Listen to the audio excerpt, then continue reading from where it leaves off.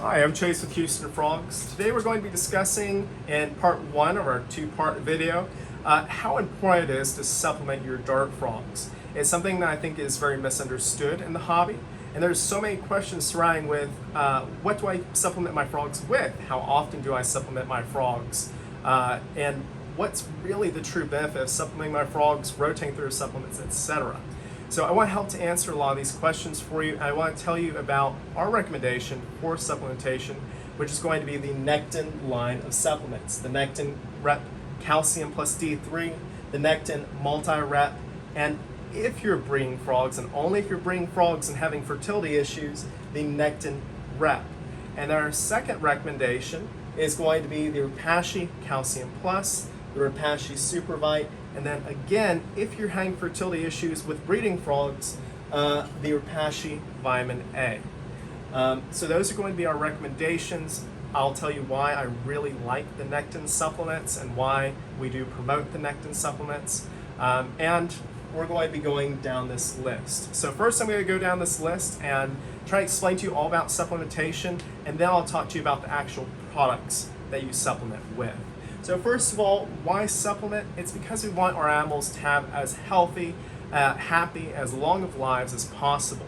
If you ever hear somebody say that, oh, they don't supplement their dart frogs, stay away. Don't listen to that person. They have no clue what they're doing, and you shouldn't listen to them because supplementation is so vital to the health of the frogs and not getting things like metabolic bone disease, spindly leg syndrome, neurological issues that cause random seizures in your frogs. It is just so vital to the health of your frogs. Unfortunately, some people do breed the animals without supplementation. The reason being is that they don't want to spend the extra money on it. They're trying to produce those animals as cheap as they can, or they don't know a lot about producing the animals. And so unfortunately, some people may buy from these irreputable breeders, and then those animals will have neurological issues. They'll have malformed bones.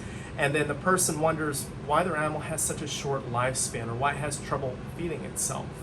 It's very sad, and this is why it's good to buy from reputable breeders like us. So how do frogs get vitamins and minerals in the wild? Well, it's not like there's some kind of supernatural force that goes around with a vitamin and mineral shaker and just sprinkles it on the food of the frogs. There has to be other ways to get those vitamins, which are produced through living things, and minerals, which are non-organic things in the environment of the frogs, into the frogs themselves. As you know, dart frogs are carnivores, and there's a lot of vitamins that are only produced by plants. So how do the frogs get those without consuming the plants themselves? Well, the answer is they do eat the plants. Now, not in the traditional means that you're thinking of, like consuming the plants directly, but the insects they eat are actually going to be eating a variety of plants. The gut load of those insects is then going to be transferred to the frogs when the frogs eat those insects. It's also going to be a variety of vitamins throughout the year as we have different seasonal fruits that are going to come about. The insects will eat those, and the frogs will eat those insects, being able to then sequester the vitamins from those fruits. Another way that the frogs are going to get supplementation in the wild is going to be through their skin. As we know, their skin is osmotic, meaning it allows the passage of water through it. It also allows the passage of minerals as well. So say those frogs hop through a puddle in the wild, and that puddle is rich in magnesium and calcium and zinc, things like that. Frogs can actually absorb some of that through their skin and utilize it. And the last way is going to be through UVB, from the sun, of course. Now, dart frogs don't get a lot of UVB. They are going to be out during the day. They are diurnal. They're going to be getting some, but it's going to be negligible because typically they're going to be in the rainforest under a heavy canopy with dappled light. Now, there are some clearings. Sometimes frogs will come out into those. Typically, most of the time, the frogs will get the D3 they need out of their diet rather than the UV light. That's something that we'll talk about a little bit later as well. So, what is the difference between vitamins and minerals? Well, vitamins are going to be those that are those nutrients that are made through organic things, living things. So vitamins are organic. They cannot be found in nature, in just the environment itself, outside of being created from a living thing.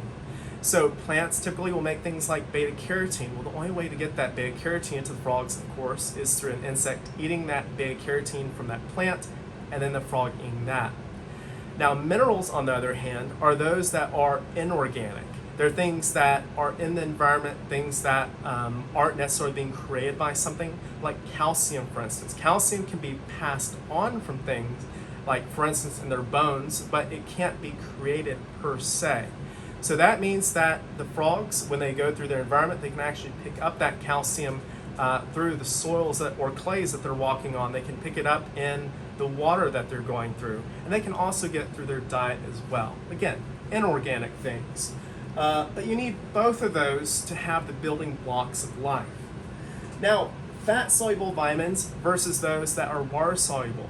Well, fat-soluble vitamins and water-soluble vitamins, there's a major difference between those. The most famous fat-soluble vitamin is going to be vitamin A. The most famous of the water-soluble vitamins is going to be vitamin C. Now, the major difference is that water-soluble vitamins, they'll sequester the vitamins out of their diet, and then they will actually pass any excess vitamins that they can't utilize. So they're not things that are typically stored in the fat of the animals, versus fat-soluble vitamins, which are actually sequestered and stored in the fat of the animals so that they can be utilized later on. So they don't have to utilize all of it right away. It's stored, and then they can use it over time until they're able to gather more of it. Now, water-soluble vitamins are sort of a double-edged sword in the way that you constantly have to replenish them in the diet of the animal.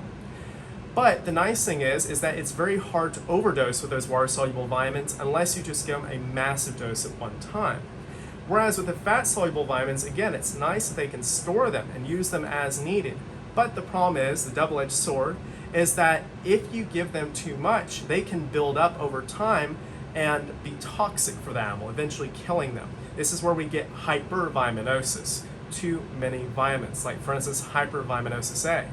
This is why we highly recommend against using vitamin A concentrate. Concentrated vitamin A, like for instance the vitamin A plus or the Nectin Rep, unless your frog is having fertility issues. If it's breeding, if it's using those fat-soluble vitamins, vitamin A, in producing their eggs, especially if they're producing a lot of eggs and using a lot of vitamin A, then yes, you can supplement them once a month or twice a month at maximum to get that fertility up. If you notice that the eggs are coming out and they're infertile. However, if you get froglets, small, non-breeding frogs, you never want to supplement them with a concentrated vitamin A supplement unless they have hypovitaminosis and you know what you're doing. And that's because, again, they're fat soluble, and those fat soluble vitamins can very easily store up and then kill the animals. So that's hypervitaminosis versus hypovitaminosis. Hypovitaminosis, where they have a lack of vitamins and they need more, that can also cause issues. And then the oxidative degradation of supplements. So a lot of people ask, what's about this magical number, this 3 to 6 months? Does the vitamin and mineral supplement just all of a sudden expire just on that day? 3 months from the date or 6 months from the date, and just bam, it's gone, it's no longer good? It doesn't quite happen like that. One of the reasons I really like the Nectin is because it has just an amazing vacuum seal. You can see that this seal is depressed. When you open it, you hear that whoosh of air go in. The only bad thing is that when you open this, you are allowing oxygen in, and you're also allowing water in. Now, what happens is, just like you've seen a piece of metal rust, that's an oxidative reaction. The same thing happens with vitamins and minerals in their own way. Those vitamins and minerals will degrade with time as they combine with the molecules of oxygen in the air. Now, if you have higher temperatures, that oxidative reaction is accelerated, whereas if you have lower temperatures, i.e. putting it in the refrigerator, you're going to have a much slower oxidative process, and therefore your vitamins are going to last longer. This is also why we tell you refrigerate your supplements. So if you have a supplement that is 3-6 months old, whatever age it is, it's not that just all of a sudden goes bad, it's that it's slowly going bad over time. And as time goes on, it's less potent. And once it gets to that mark, then it's time that you should go ahead and throw it away, because it's getting to a point at which it's no longer able to be utilized that well by the animals. It's not potent. Same thing happens with a lot of our vitamins, minerals. Same thing happens with medications. Now, so why does the particle size of the supplements matter? Well, this is another reason I really like Nectin, is because it has such a fine particle size. So fine particle size means that supplement is going to stick to the fruit flies or anything else that you're feeding to it a lot better. It also means that you're going to have less waste as well, because those large particles tend to not stick to the prey items. It also means that those supplements are going to stay on the prey a lot longer than what the coarser supplements are, which is good because when you dust those fruit flies to feed them to your frogs, those fruit flies don't like those supplements. They want to constantly get them off because those supplements are desiccating the flies, they're drying them out.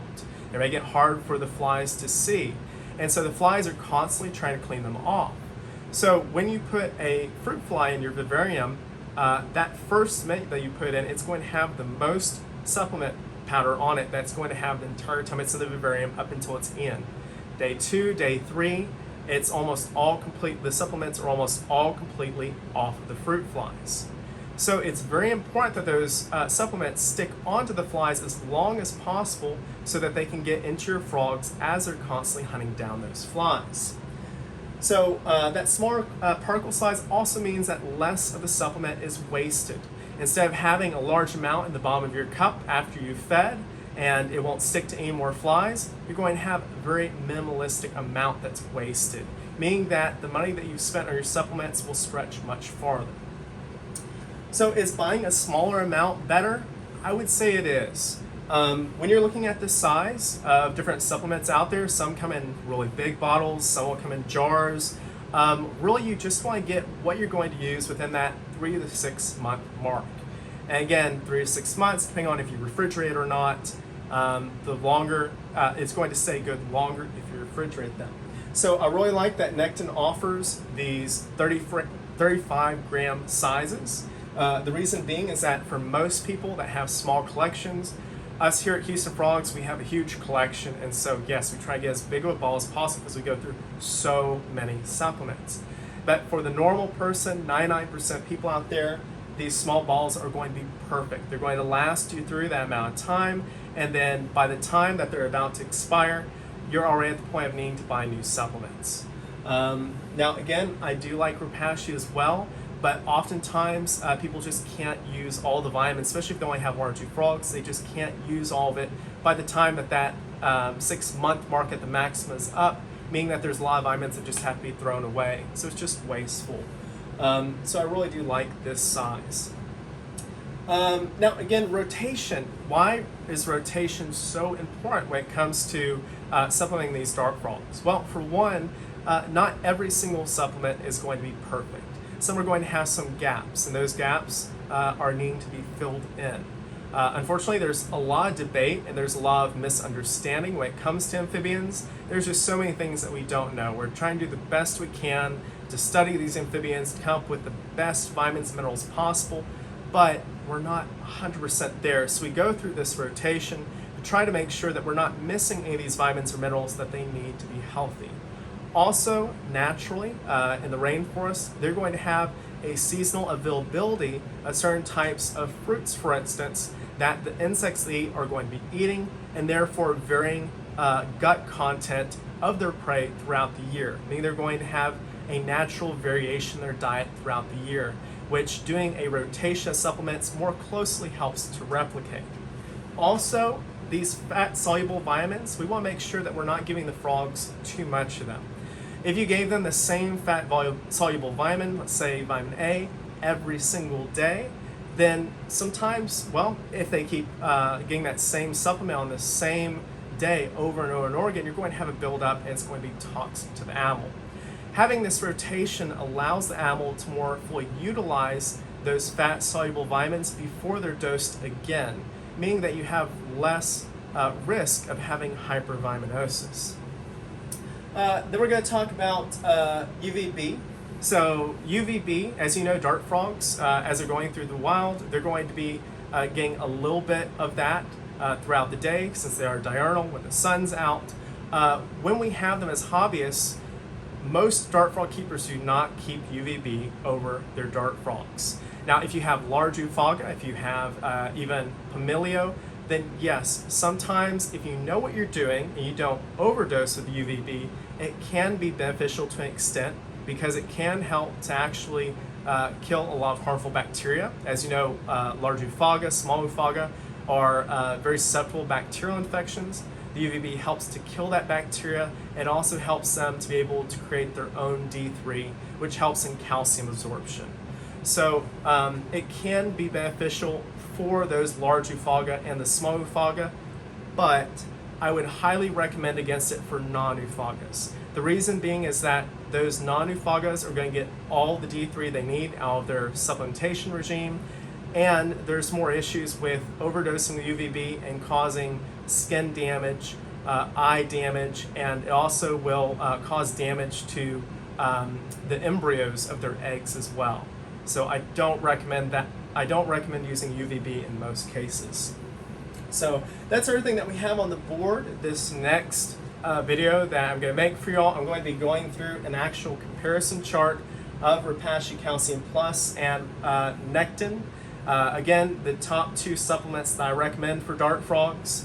I'm going to be telling you exactly what these vitamins and minerals do, why they're important for your dart frogs. I'm going to be discussing the different concentrations that we have in these 2 supplement lines and the pricing of them and everything else you want to compare. That way you can make your own decision about what you want to use. Anyways, thank you guys for your support as always. I hope you enjoyed the video. I hope you learned some things from it today. And please, as always, send me a message or give me a call if you ever have any questions. Thank you.